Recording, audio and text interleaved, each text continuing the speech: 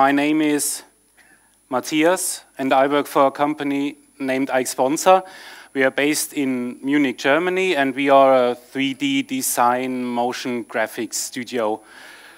My role is head of production. That means I'm heading productions, and I tell people what to do, basically. I come from a 3D background. I'm a 3D artist myself. I'm pretty much a generalist, doing everything.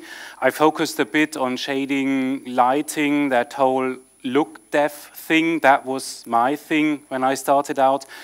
But now I'm leading teams, but I also keep clicking on in Cinema 4D because that's my favorite software, and that's also the software that we use at the company. Obviously, the typical start of every presentation is a showreel, work that we've done in the past 3 or maybe 4 years. Please enjoy. Your hands, my hands, your mouth, my mouth, your body, my body.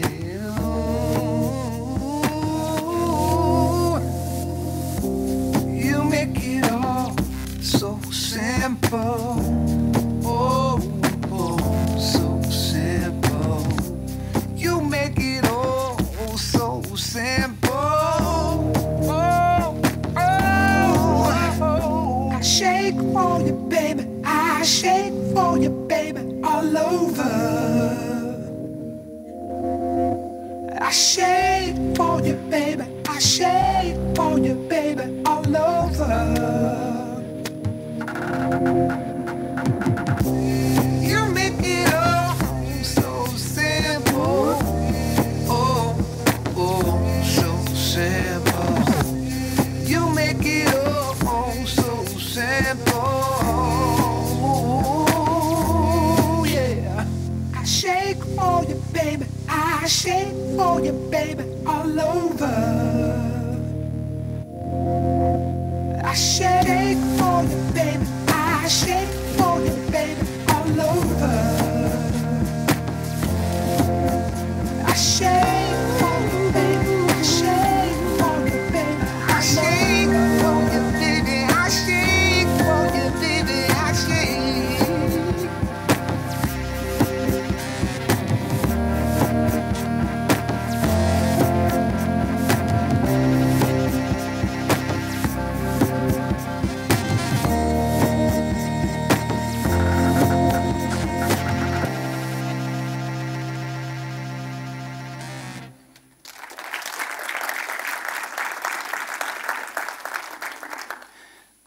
Thank you very much. That's how I spend my days. As you can see, the work that we get to do is quite diverse. We're working for on-air motion graphics. We do work for TV commercials. We do work for online, obviously, because TV is sort of declining and everything is moving more towards streaming and online. So TV commercials are slowly transforming into online commercials. We do work for big screens like trade shows, also cinema movies. One of the projects I want to show you today. It's quite fun, it's quite diverse.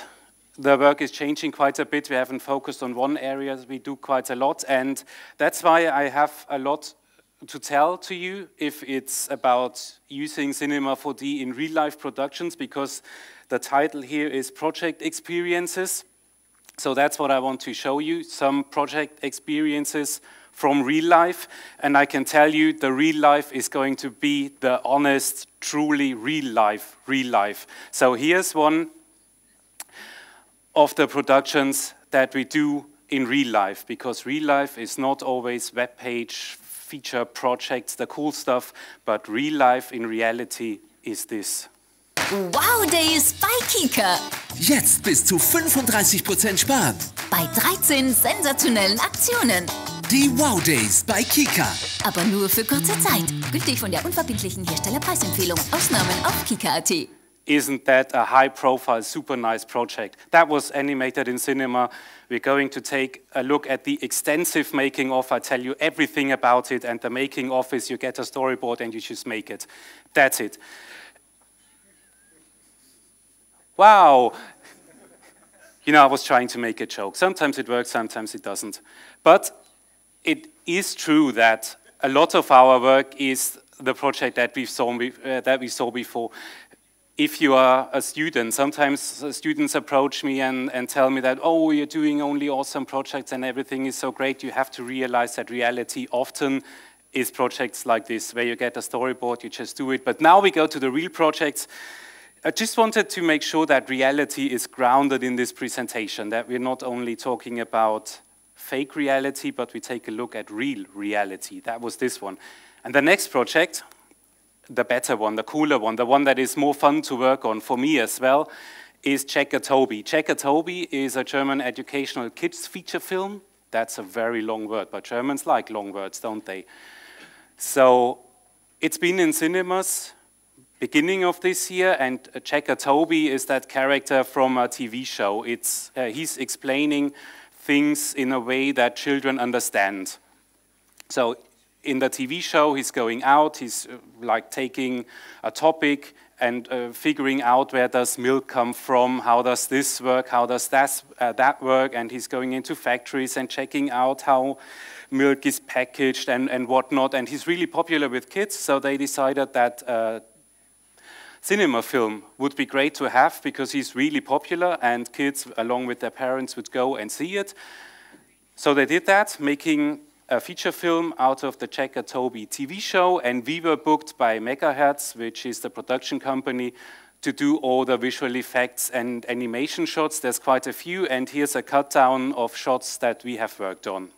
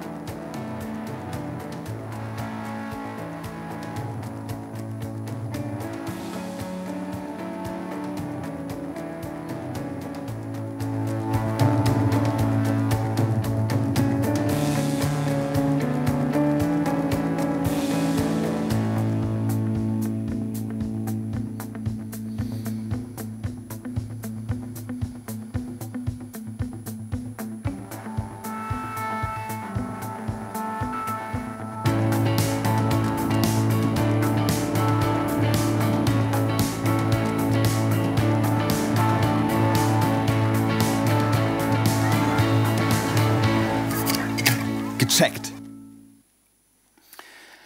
The topic of, thank you. Go on, go on. I'm taking all the applause I can, so please don't be shy. Right, the topic of the film was water. It's called the C4D and the Secret of Our Planet, and the secret of our planet, as shown in the film, is water. So everything is about water, keeping water safe and supplying people with water. And yeah, it's been a feature film in cinemas, so I got to go to the premiere, which is always nice. But let's take a look at the first sequence. I want to walk you through some of the sequences we've been working on. And the first one I want to take a look at is Volcano Earth. I've got a small clip of the sequence I'm going to talk about, so you know what this is all about. So here's Volcano Earth. Wenn man da oben am Krater steht, fühlt sich das an wie eine Zeitreise. Milliarden von Jahren zurück. The voiceover is German, but it doesn't matter what he's saying anyway. The visuals are important. Als es noch kein Leben gab. Nicht mal Flüsse oder Ozeane. Und die Wissenschaftler rätseln immer noch, wie aus dem Feuerball von damals unser blauer Planet geworden ist. Die einen glauben, es waren die Vulkane der Urerde, die Wasser, das schon immer im Erdinneren gespeichert war, als Dampf an die Oberfläche gepustet haben. Andere Forscher vermuten, unser Wasser stammt aus dem All, von großen Himmelskörpern, auf denen es Eis gab und die dann wie Schneebälle auf die Erde gedonnert sind. Und wieder andere Wissenschaftler sagen, beides stimmt.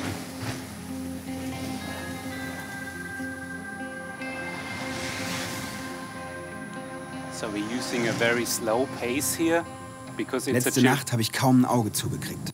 Okay. because it's a children's film, and children can't follow fast-paced explanations. It's better if everything's slow, so that's for adults. It looks a bit slower and everything is like not punchy and action film, but we are explaining things to children. That's why we keep it a bit slower, so they have the chance to actually understand and comprehend everything that they see.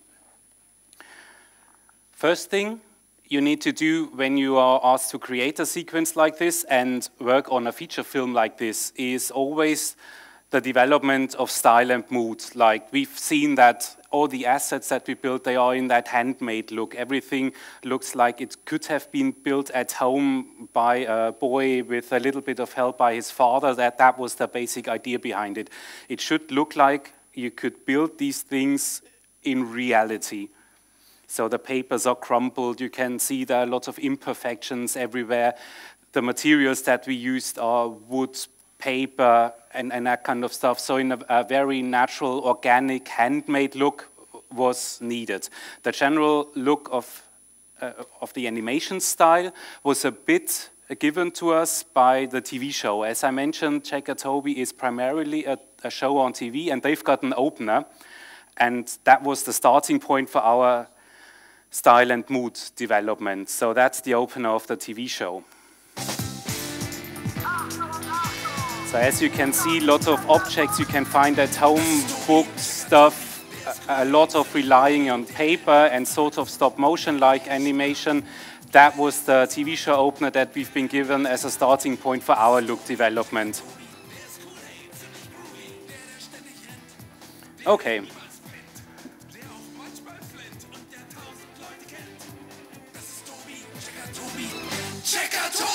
C4D, and we started building assets in a simplified way. That's one of the mood boards we sent to the client just to make sure the direction we're heading in is right. So we were saying, okay, maybe a simpler world, like in the upper left, bright background and not so much detail on our globe. And as Muhammad was mentioning, globes and maps are really important in motion graphics, so you should have your globe and map setup ready if you ask for it, because you will be asked for it. Globes, super important. Like, that's just a variation of different style, putting more details on, putting less detail on, and it was pretty clear that the bottom left one was the one that the client liked best, with quite a lot of details on. As you can see, there's a small paper plane flying around, and in the more greener areas of our globe, you can see little moss on the surface, and the only comment was that the bottom right one should even have more detail. It's not enough. So we were going closer and started modeling details like little palm trees that we could put on Earth, and we did illustrations that we cut out, put on planes and put it on Earth.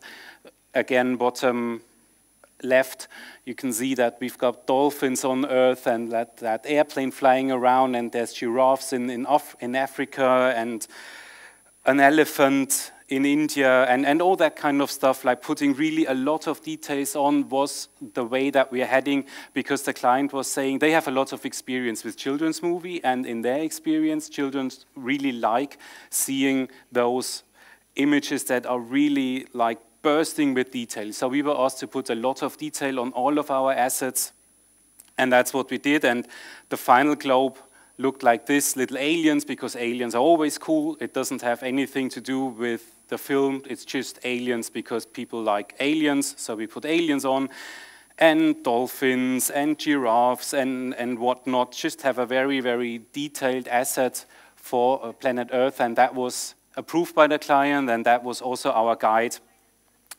for all the other assets that we had to build. Now, if you look at cinema, I'm not doing a live presentation, just screenshots here, but in general, the idea behind it, that was the assets of the image that we just saw. So our planet Earth with all the shaders, we rendered everything in Octane. Cinema 4D was our main program. We used a little bit of ZBrush for sculpting, obviously Houdini for some simulations, but not that much. Most of the smoke and effect simulations that you saw in the trailer I showed you was done in Cinema using Turbulence FD. So that was our software package here. And in general, we thought, not just for this project, but for any projects that we do, I always try to aim for simple setups, not get overly complicated, click every button there is in cinema, because that usually doesn't give you the best results. In this example here, if you build a globe, a sphere that is deformed and imperfect because it needs to look like someone made it at home, and it's not really easy to form a perfect sphere in your basement at home, still we modeled everything on a perfect sphere because it's just way easier to go like that, and then all the imperfections obviously came afterwards by just putting a noise displacer on. Displacing everything with noises, it just gives a very natural looking, imperfect kind of surface quality, and that's what we did. And the basic concept, model simple things, controllably simple things, and then build on top by just adding, in this case, a displacer to get those imperfections. That's usually what we like to do. So right, I don't know if, yeah, you can see it, but just looking at a few details of the globe or the mossy kind of forest areas, they were done using cinema hair. That's always a nice thing to do, because in the hair material you can do curl and twist and crumple and all those just checkboxes that you can tick to make the shape of the hairs very interesting, and that is a very easy way of giving like structure to hair to make it look like moss that you can put on a surface. So one of the easy things, just adding hair, using the options to make it not look like hair but moss. That was one of the easy things. And again, for shading, not sure if it's too clear, but in here also noises on everything. Noise shaders, don't use plain colors, put noises on everything. That's really nice. Also, as a deviation from our today's globe, we made an asset called Volcano Earth, which is as Earth was some 10 million years ago or so, where there was no water on Earth, because that's what the shot is about. How did water come onto Earth in the first place? And the same thing here, if you look closer, the textures, lots of fingerprints in there, smudges. It looks like people actually touch the surface. Everything that's lava is actually looking like torn paper. The volcanoes on top, they look like plasticine, just roughly shaped to look like volcano mountains on top. So that's for style development. Make everything look used, make everything look like someone touched it. And all the smoke effects, they've been done using Turbulence FD, one of my favorite plugins in cinema. We're not using that many plugins, of course, for render engines, Octane and Redshift at our studio. And Turbulence FD is one of the other few plugins that we have, because it's just simply awesome. And all the smoke effects have been simulated in there. So it's an all cinema 4D scene. Same here, close up on one of the volcanoes, where it is explained that water did not only come on Earth by frozen ice asteroids that crashed on Earth. That is one of the ways water came onto that dry volcanic Earth. The other way that scientists think water came onto Earth is by volcano eruptions, because there's water hidden in the lava, and if that explodes and it's cooling down, it's raining down as water, and that's also contributing to surface water. That's what the shot is about. So this close-up here, you can see pretty important, because we had scientists on the team. They made sure that we've got proper science backing up our shots. It's not something that we have made up, but we've been told by scientists how everything should work. And they've been taking a look at our rendered shots as well, and were saying, oh, that's not how the crust of Earth behaves. You need to do that differently. So there was quite some weird feedback sometimes from scientists, where I would think, yeah, okay, it looks nice this way, and the scientist was saying, yeah, it looks nice, but that's not the way it was, so we don't do it. And he was a very intimidating guy, and I was afraid of him. So I followed his advice, because I was afraid to get beaten up. Anyway, the crust of Earth is shaping up like this. as you can see it here, so all the layers need to properly go up to the volcano. That was one of the things we got feedback on, that it needs to be like this and we can't do it differently. So the way we did this, if we again take a look at the cinema file, we've got half a sphere, and that's the modeled crust of Earth, just stuck on top as a separate object. If we get rid of all the fancy stuff, the asset looks like this. So that's our half globe.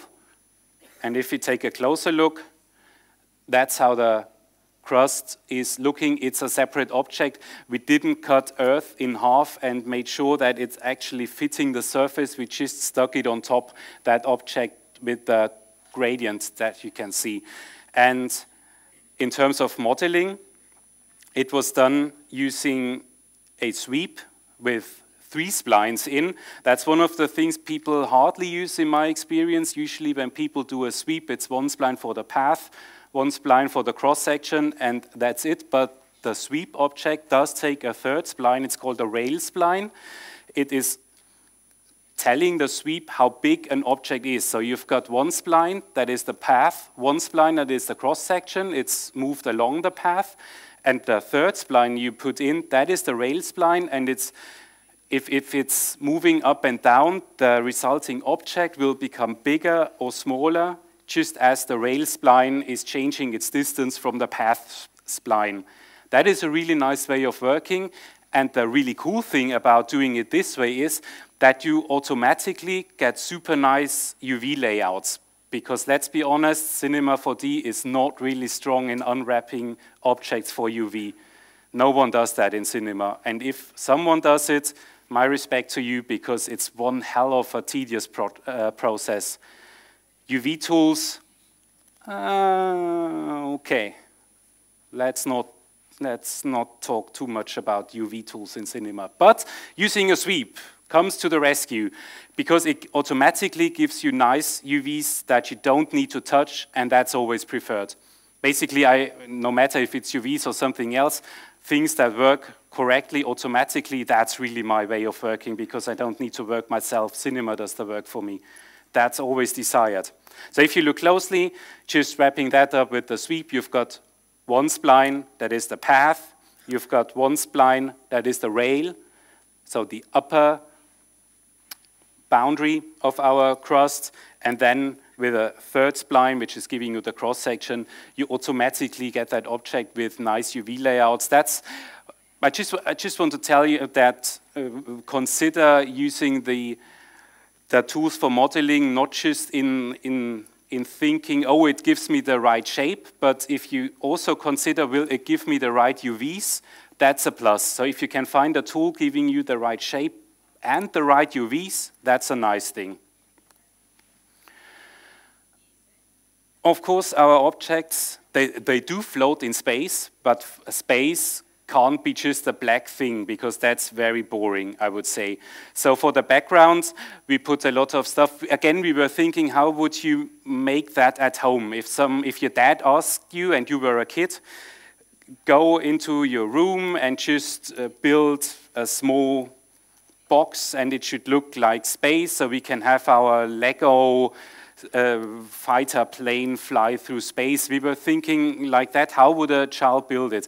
And there's, you know, in wintertime on Christmas trees or just as decoration, you put those strings with light in, and that was the idea behind that, like having strings with lights in the background to emulate the stars. So we have a way to show stars in space, but in a homemade kind of children's room way. We were thinking, okay, let's have those light up strings, and that will be the stars. And as a plus, that's only for adults, and only for adults who know the pattern that those little strings in the background with lights on follow. That's actually zodiac signs, so that's how stars behave in reality, like they are when you look up into the sky. That's just that small little thing that we put in. No one asked us to, but it's nice to have those fun little things in there where you can say, oh, that's zodiac sign Cancer, and because I am Cancer, so I put myself into that frame, basically.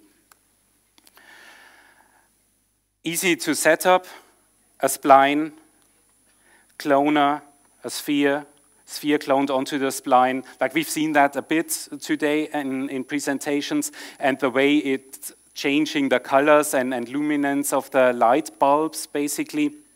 That was done, again, as it's a cloner, creating clones, you can affect them using effectors. We've seen that a few times today, and this effector was not used to randomize position or scale or rotation, but it's got its color mode on, and you just feed a random color that is animating, because the random effector is set to animate and not to be a static random.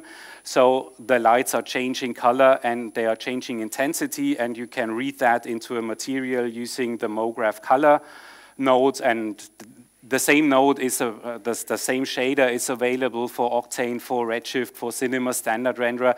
You can just take the randomly created color of the clones, feed it into your shader, and use that to light up the light bulbs in different colors, and they'll be changing colors and brightness, and it looks very nice. And it's a 1 minute and 20 second setup, and that is nice. Another scene that we've been working on, and it's even more scenes in the film because it's been used repetitively. Checker Toby is traveling all over the globe in his journey to discover why water is so important. So we have a lot of different locations where shooting took place, and to connect them in the film and that the audience knows where is Toby going and where are we located now. We needed the globe, of course, and we needed to mark travel paths on the globe, and that's how the final thing looked like, moving from one destination to the next one. Checker Tobi. Und das Geheimnis unseres Planeten. Na dann, los geht's. 30 Stunden mit dem Flugzeug. Von Deutschland über Indien und Australien bis in ein kleines Land mitten im Pazifik. Nach Vanuatu.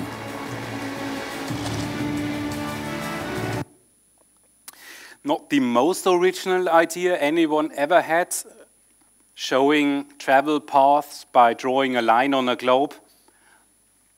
Okay, not really original, not thinking wow for that idea, but I think the execution was pretty nice, not drawing a line using an invisible pen or actually a visible pen, just ramming into the frame and drawing that line, because maybe that's a bit brutal. We thought that having that woven kind of line, sort of, I don't know what the English word is for that, knitted, just like woven onto the surface by a thread made out of cloth or wool, at least that stays in our layout and mood world of having homemade things people make at home.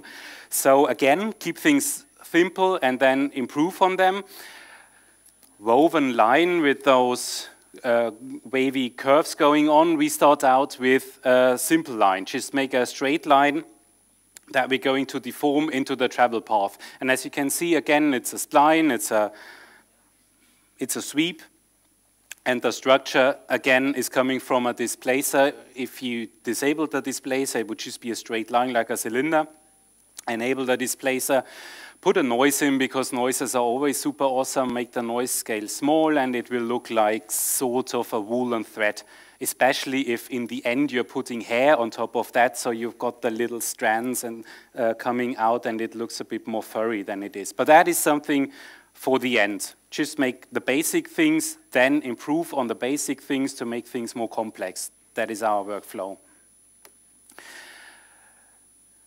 Another thing we've been hearing today already is that MoGraph effectors can be used as deformers. So when you have that spline that is going to be our travel path, that is a very, very simple start right now. We improve it by just adding a few more points, subdividing it in a uniform way, then adding a random effector. But if we add the random effector, what happens is nothing, because effectors and the random effector, as it is an effector, by default only affect clones, but we don't have clones. We have a spline with points. So what you do is you set the effector to be a deformer in point mode, and we've seen that today. So this way you can use MoGraph effectors as deformers for geometry, and what happens is that you've got a random deformation on your spline. Now you've got a very random jiggly way. That is probably not what we want, because that woven thread, that it should have nice flowing curves going up and down, not random like this. But the principle is you take MoGraph effectors, set them to deform points, and then you can have them affect splines or any other object, polygon objects as well. The deformer that we used is the formula effector. That one is not for everyone because it requires at least a fundamental knowledge of maths. But if you are not scared of mathematics, maybe from your time at school you remember what a sine wave is. It's a wave just waving away, going up and down in a very fluid and sort of natural kind of way. So a sine wave would give you nice waves. So we put into our formula effector, we want to use a sine wave. So we've got it a bit wavy, and I don't know if you can read it well. The formula input fields also says we need to clamp our sine wave. If you just have a sine wave, it's going up and down like this. And if you clamp it and not use the full range, but maybe only half of it, you'll have hard tops, like it's going up, then it's hard, it's going down, it's a hard line, and it's going up again. We've been experimenting with this to not make it so obvious that it's a sine wave, but have a bit more variation in there. You can do that, or you can leave that out, doesn't matter. Bottom line, sine waves, if you are not afraid of mathematics, are a nice way of getting anything that is going in curves, up and down, oscillating movements or splines. Take a look into sine waves, and remember your math teacher by doing so. So the animation for this thing is we've got big weaving that is becoming tighter towards the end as it's woven itself and it's just finished and sitting there as a line. So the bigger starting wave, that has been done again by using another deformer. This one is another formula effector. You can use a plane effector if you want. There's a spherical fall-off, a spherical field if you're using R20 or R21. It's just scaling up that middle part, and if you move that along, you'd get bigger waves and smaller waves, so that's your thread is waving itself onto the earth. We're not caring about the bottom part. Of course, we are only seeing the right bit of the thread because it will sit on our globe, but anyway, it's working in both directions, so that's nice. One thing that could be improved is that the waves getting bigger are very narrow now, so maybe it would look nice if they, in the beginning, they are a bit looser in Y direction, so they are not that narrow. So again, use another effector, scaling it in Y direction, use the same spherical fall-off, and you're done. Obviously, I've been saying that 1,000 times already, add a displacer because it makes everything more fluid and more natural. Then use a wrap deformer. A wrap deformer is taking a flat object, a flat spline in this case, or if you have any geometry objects, and turns it into a spherical shape. And this is exactly what we need because we take our flat spline, wrap it into a spherical shape, and if we put the globe underneath, we are pretty much done. And this should be a film. Oh yeah, it's moving.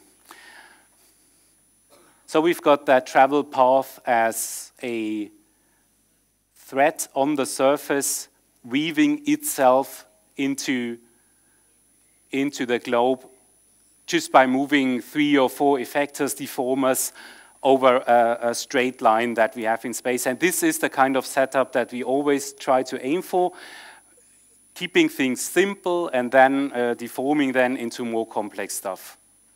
Same for ocean waves, picking up speed a bit here. Ocean waves was one of the details that we put on the globe. You can see them here just crashing into the shores. Na dann, los geht's. You can see that in the ocean areas there's waves Indien, crashing into the land. That was a nice animated detail on top of our globe. Mitten im Pazifik. nach And I was done like that. Again, like the thread, we start out with something simple. There's a spline, and it's got a postmorph, morphing from the start state to the end state. That's just hand-drawn. It's a hand-drawn spline for the start state, and then a postmorph tag is added, and into the postmorph target, we just change the position of the points. So by morphing back and forth, we have the spline just going from its starting shape to the end shape. Simple start. What we then did is, again, we added a sweep, we added a cross-section, and you can't see any geometry generated by the sweep, because in the option scale for the sweep, we added a few points and they are all at 0. And why we did that, you can see in a bit. So right now we have geometry, but it's all scale 0, so you can't see anything of it. And now please don't be afraid. The next slide is an overly complicated espresso setup. This one here. Not going into details. What it does is it's taking an animation input and then it's using a range mapper, you can see that at the bottom, to drive the points in the scale that I've just added. So all the points you've seen were sitting at 0, so there's no scale, but the espresso is moving the points randomly up, so it's generating geometry, and then the espresso is animating the single points randomly back down, so it disappears. And what happens is this thing here. Animate. Oh, it's the next slide. Is this a film? Oh, it's not a film. Ah, this one. Sorry, getting lost in my own slides. This is what the espresso does. You can see the sweep. It's got those many points and it's scaling at 0, but the espresso is taking just an input from 0 to 100, an animation input, and it's randomly moving the scale points up and down. So that's when you get to see geometry for the wave. And as it's random, it's a bit of a wave up there and then a bit of a wave down there. So that's sort of simple. If you're into espresso, it's really simple.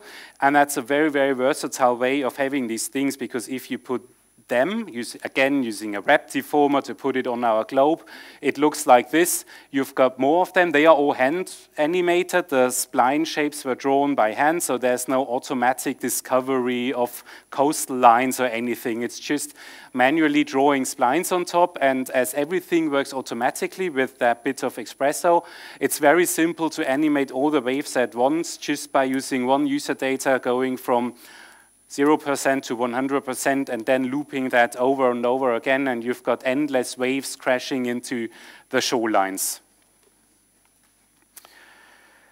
Different task in that project, going through all the simple, the single steps that we had to do. The logo, the intro shot, and logos are never to be underestimated. That's the shot, we put it in. That's Checker Toby, by the way. So that was the intro for the feature.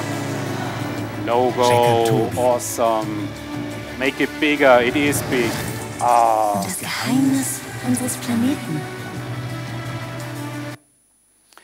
So not sure if you have been working for advertisement clients before. Here's all the iterations we did on the logo. I'm not going to talk over it, I just click through my slides and you can see what kind of feedback we got and what we changed. So here we start.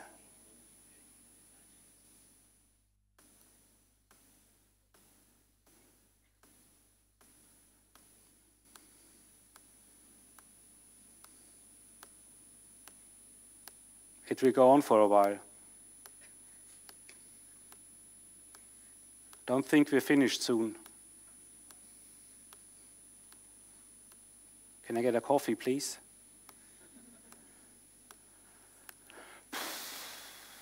Oh, the color is gone. No, the color was nice. Okay. I'm not kidding you. That was the final one, and it was really worth it. Look at that logo, isn't that awesome? In every detail. Wow. It might seem funny, but sometimes you get that. 100 million iterations on the tiniest things, and you ask yourself, why? let's just keep version 2. But no, we don't keep version 2. We go up to version 512. Sequence number 2, spacewalk. Because there's tiny little creatures, they exist for real, they're called tardigrades, microscopic animals. And the cool thing with them is you can't really kill them. They survive just anything. They actually shot them into space, took 100,000 of tardigrades, put them on the outside of the International Space Station, left them there for a month, and when they brought them in, 2,000 of them were still alive because they said, hey, that's outer space, vacuum and radiation. I don't care, I just keep on living. And that's tough little thingies. Komm schon mal rein.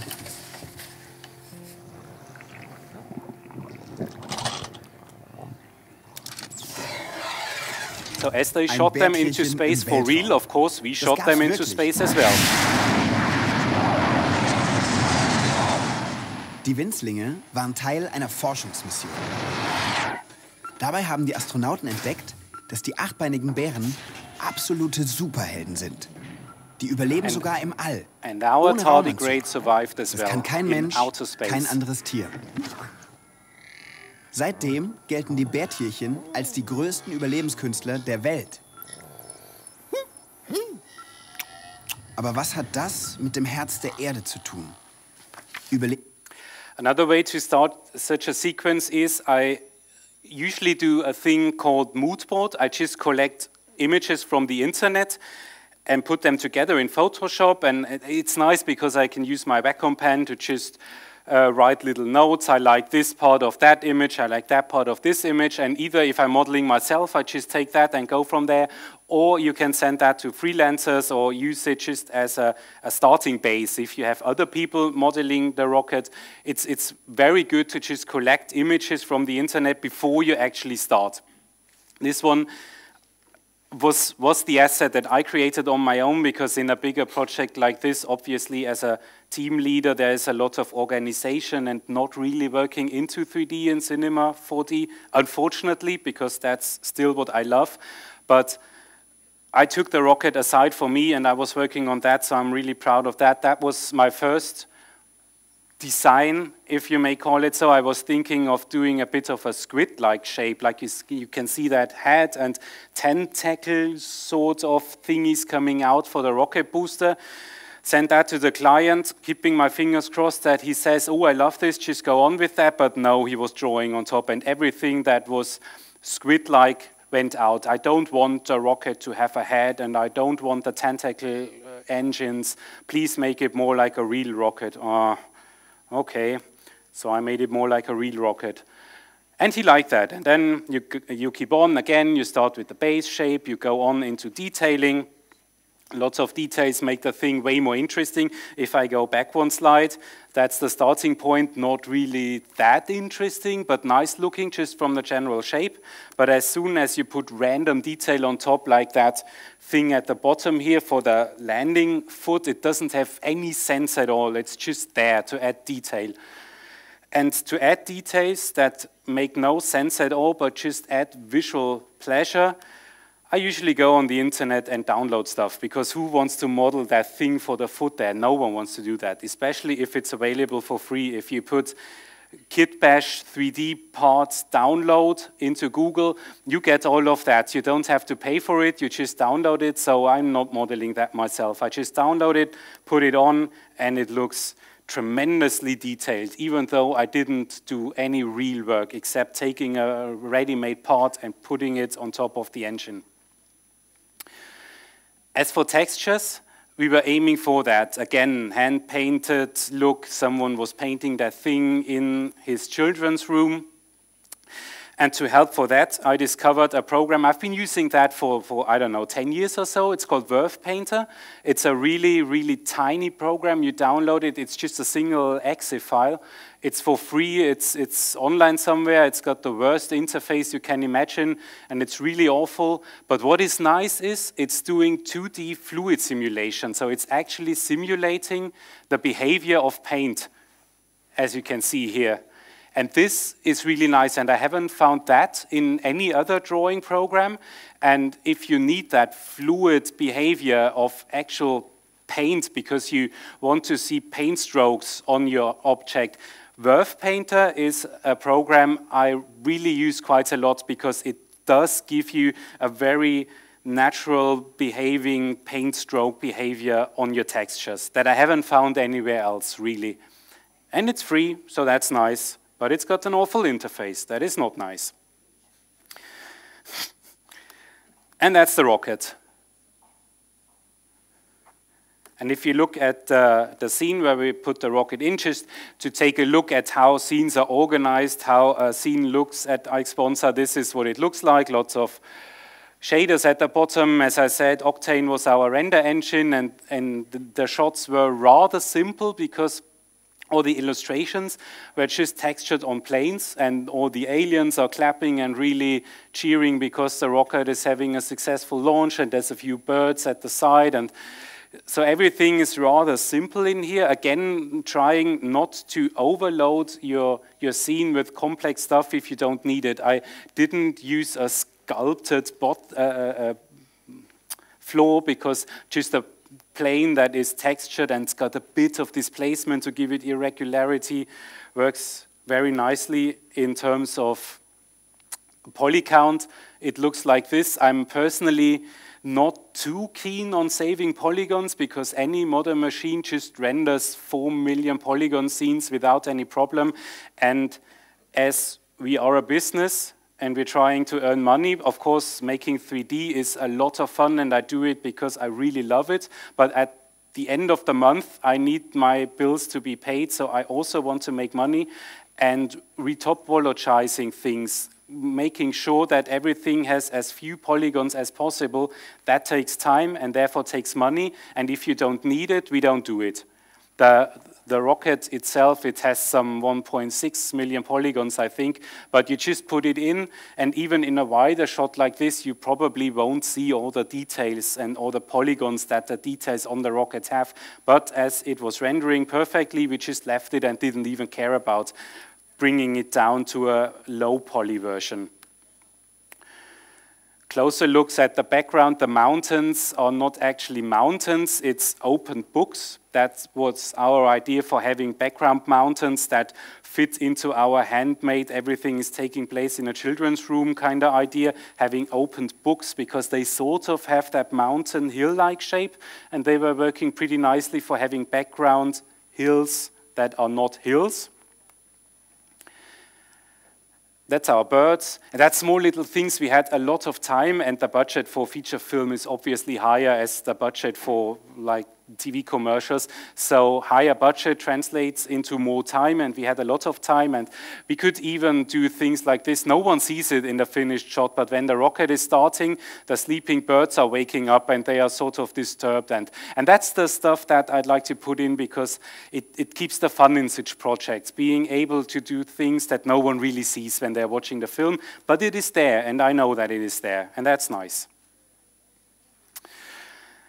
Again, climate change, next sequence, climate was changing, and you can see the climate changing by drilling into the Arctic ice and taking ice out, and deeper down is longer ago, so you can see in the frozen ice that there's more or less dirt in the ice, so you can say, okay, that ice was created 1,000 years ago, that's pretty clean. That ice was created 1 million years ago, that's pretty dirty, so there must have been something happening at that time. 10 million years ago, it's clean again, so it was a clean environment, and that was the idea behind that film. Not polluting our atmosphere because it will pollute ourselves. Darin ist Luft, die uralt ist. Und genau die ist für die Wissenschaftler so spannend.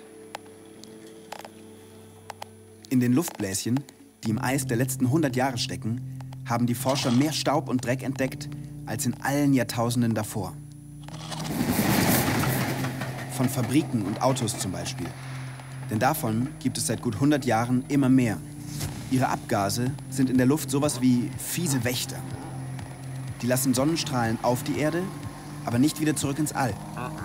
Dirt in the atmosphere is not leaving sunlight back out into space, reflected from Earth. That's why Earth is getting warmer, that's why ice is melting, that's why the sea level is rising. Mehrere Meter. Ganze Länder könnten in Zukunft im Meer versinken. Auch Teile von Vanuatu zum Beispiel. And that's why cities that are harbor cities are pretty much in danger when the water level is rising, and that's why it's maybe a good idea to make sure that the Earth is not getting that dirty. Again, turbulence, FD simulated dirt in the atmosphere and our globe assets again. There's a lot of assets you can see in the shot, like toys. That's our, again, approaching the style of our toys that we have. We could have printed or drawn illustrations on the right side. We could have folded paper toys in the middle, or we could have real proper metal or plastic toys. A decision for the client to make. He went for the left one, so proper toys, and that's why we did proper toys. That's toys that we modeled to fit the style.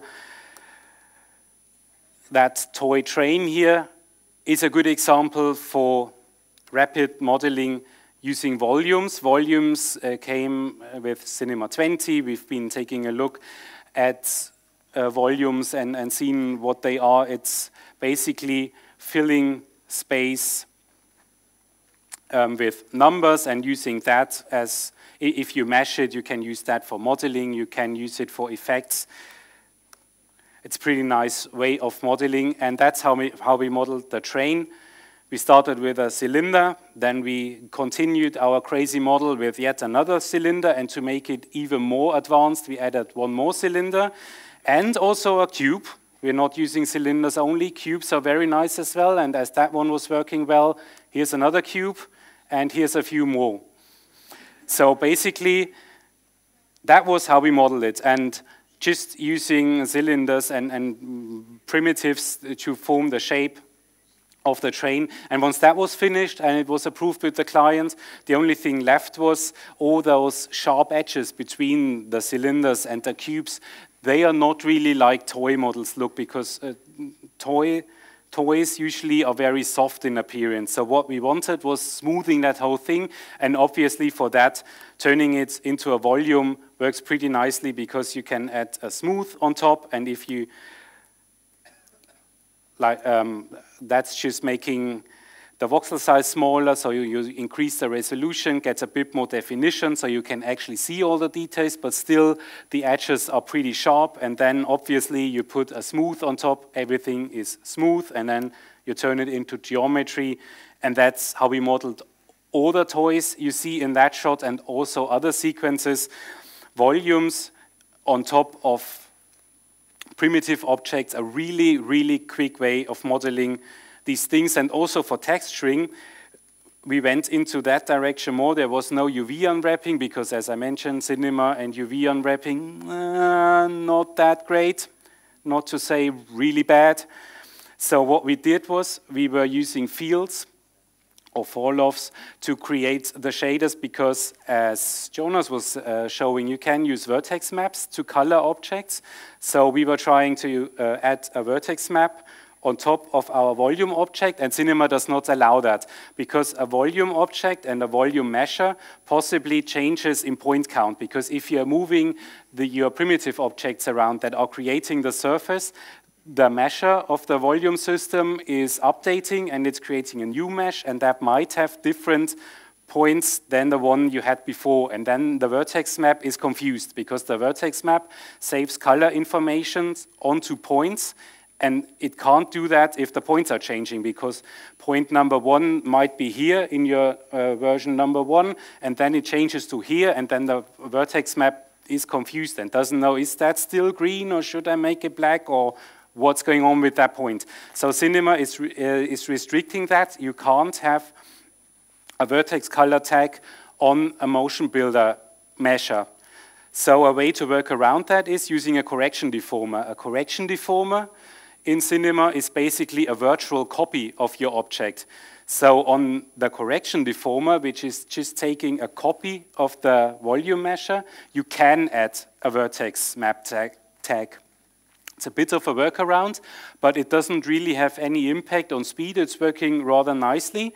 And as soon as you figured out that workaround using a correction deformer instead of the actual mesh, you can do things like using a box field just to color the top bit of that chimney in a green kind of way. I think it's cut off, but the color in that field is set to green. So if you put a vertex map shader into your material, again, that's available for Redshift and Octane and standard renderer, and drag and drop your created vertex map into that shader. You transfer the color that you created by the field into your rendering engine, and then the top of your chimney is green, being controlled by a box field, or any fields, spherical fields, just using fields to color your volume toy.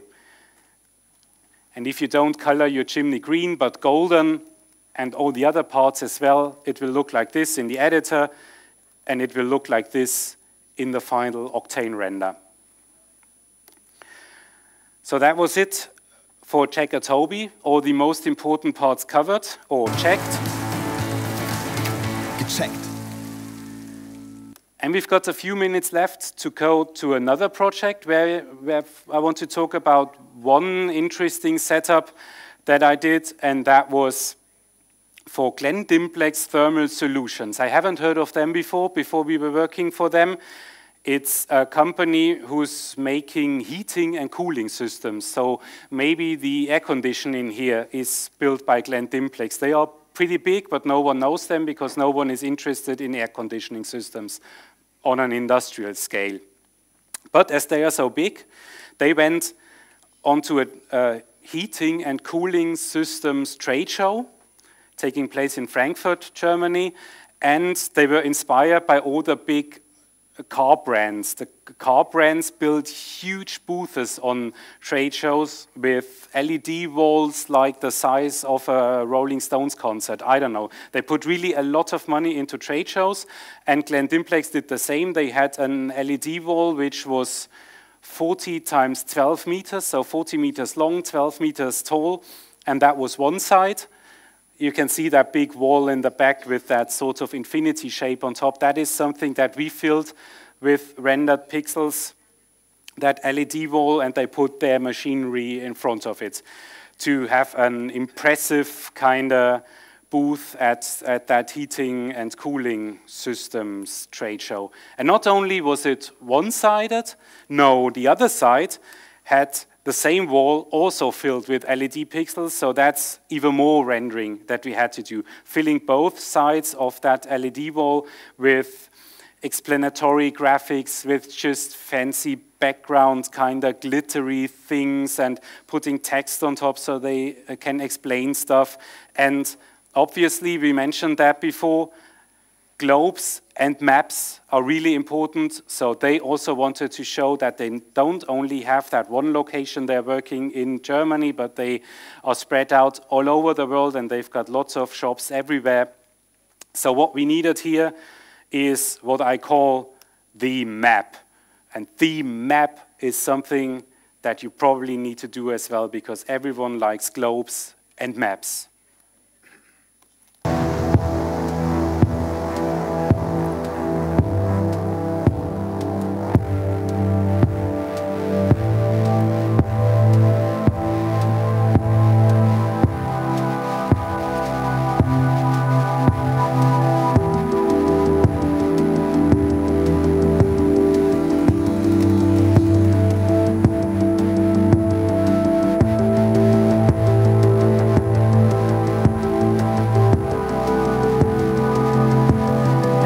On and on.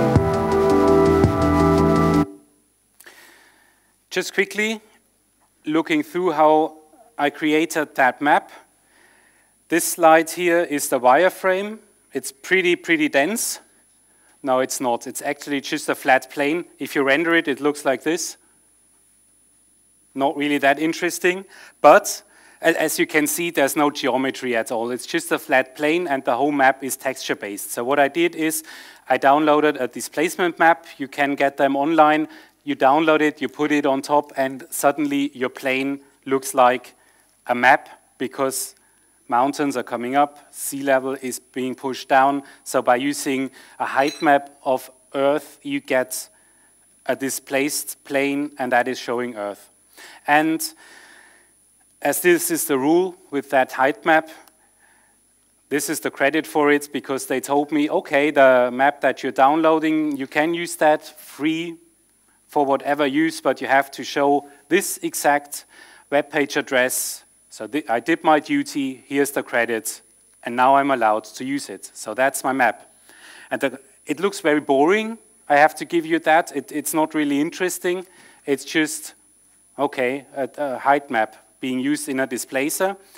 The next slide is the exact same scene. The only thing I changed is lighting, and it looks like this. And that's quite a difference. And this really shows you how important lighting and also shading is. It brings scenes from this to that, and that's quite a dramatic difference. So if you are one of the guys who is just putting an HDRI into your shot and thinks I can't be bothered like making it look even prettier, you should, because lighting and texturing holds a lot of power, bringing things from this to that. But of course, we are not satisfied with that. We keep improving on that. For example, all the ocean areas are really simple. There's nothing going on. So I downloaded another map from NASA. That's the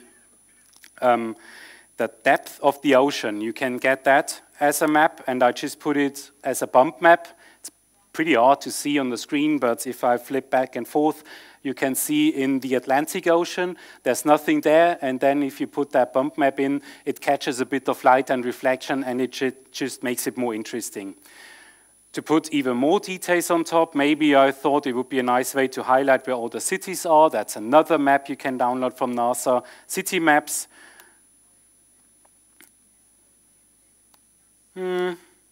Again, hard to see. In Central Europe, you can see it where it's pretty dense, going back and forth. There's red dots appearing where the big cities are. So again, another map, recolor, put on top, and just working your way through this, like adding a layer on top of layers and layers and more layers. And if I still think that's not enough, the next layer I added was even harder to see. Again, in the Atlantic Ocean, you can see a grid appearing, because it doesn't make any sense, but it's a grid. It's adding more detail, looking nice, so we left it in. Next step, it's very dark, maybe add some brightness to it. So I thought, okay, I want to have lines following all the mountains. Where there's higher mountains, I want to have lines lighting up in white. When it's flatter areas, I don't want to have any lines. So ISO lines, basically, connecting areas of the same height. And if you add that, it looks like this, and this is adding a lot of nice detail. So going from this to that is really nice, because in all the mountainous areas, you can see that you've got those white marking lines. In all the flatter areas, like in Southern America, the Amazonas region, there's not really much. So that's another thing, and it's all taking real data. You don't have to do anything manually. You just take the data that is out there and just add layers and layers on top. And this one, that's, I think, done in a rather interesting way, because if you want to connect all the areas of the same height, like having lines where there's higher mountains and don't have lines where there's flatter areas, that's information we already have inside the displacement map. So if we look at the displacement map, it looks like this for Northern America. And if I want to get lines out of here, what I could do in Photoshop, like bringing that map up in Photoshop and doing a solarize effect, it will basically take the range of colors, of luminance in this case, from black to white, and just clipping it to 4 or 5 or whatever values I choose ranges. So it's taking the gradient from black to white and just using 4, 5, 6 colors to separate that gradient in a stepped kind of way. And it looks like this. So you don't have a smooth gradient anymore, but a stepped one. And this is nice, because that's sort of the borders between those steps. That are my lines that I want. And I can find these lines by using Photoshop trace lines, find outlines, I think it's called. It's an effect which is just giving you now trace edges. I don't know what it's called, something like this. It's changing this image into that, because Photoshop found all the lines for me. The only problem is that there is now way too much detail, because I'm pretty far away with the camera, and I probably can't read this properly, so I go back to my full displacement map, and before I do the solarize, I do a blur, taking away detail. Then I do solarize, then I do find edges, and it's finding the edges, but it's very dark, so the last step is to just adjust the levels that I have full white lines and a black background, and this image I can bring into Cinema using the vectorizer. The vectorizer in Cinema takes a black and white image, and it's converting it to a spline, basically. Wherever there is a border between black and white, it's generating a spline. So if I look closely, all my outlines are now splines. Obviously, put them in a sweep, obviously displace them, obviously render them, and that's how they're looking. One thing, I think I've got 2 minutes, and then it's 4 o'clock. The displacer, back one, is this that? No, I go this slide here. That's where you see the displacer, displacing my sweep. I've got a radius of 0.04 centimeters, and my displacer, I can hardly see it. Oh, that's one, sorry. And my displacer is displacing by 0.1 centimeters. So the displacer is displacing more than my thickness is, which in effect is giving me surfaces that intersect each other, and you start seeing the back faces of polygons. By displacing more than the radius is, you get a mix between seeing the front side of a polygon, and where it's intersecting each other, you see the back side of a polygon. And in Octane, you can set the emission of the shader to only work on the front side and not the back side. And that's a very easy way of having only various parts light up, because only where you see the front side of polygons, you see it light up. Where you see the back side, because the displacer was creating those intersections, you don't see it light up. That's a cheap trick of getting some structure into there and not having just bright white lines. And if you add that on top, you've got that detail. Glendimplex is working mostly in Europe, in Central Asia, and in Northern America, so that's another thing we can put on top, making the areas that they work in light up in red, using the same technique with the lines, just coloring them red instead of white, again using fields to restrict the effect. Then we put some stuff on top to show what the names of the cities are that they work in, and they've got small dependencies that are not labeled. So that's a very nice way and a cheap way of creating maps that have a lot of detail by just taking real data from the internet and applying it in layers and increasing detail as you go.